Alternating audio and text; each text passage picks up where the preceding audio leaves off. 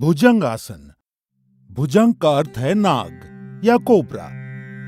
इस आसन को करते समय आपके शरीर का ऊपरी हिस्सा जमीन से ठीक उसी तरह उठा रहता है जैसे एक कोबरा अपना फन उठाए रहता है। इस आसन को करने के लिए सबसे पहले आपको मकरासन की मुद्रा में आना होगा, जिसके लिए आप जमीन पर पेट के बल लेट जाएं और अपने पैरों को एक दूसरे से दूर रखें।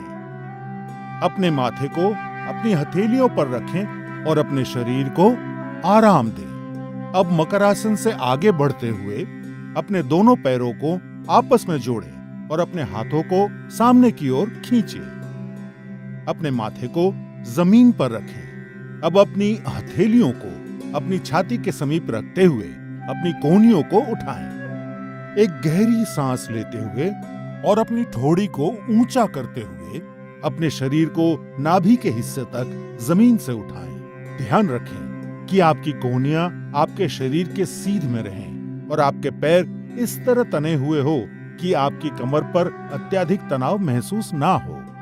इस स्थिति में सामान्य रूप से सांस लें और छोड़ें और 15 से 30 सेकंड तक रहें। इस आसन को नियमित रूप से करने पर पीठ दर्द में आराम मिलता है। भुजंग आसन पेट की चर्बी को घटाता है और कब्ज की परेशानी से मुक्ति दिलाता है।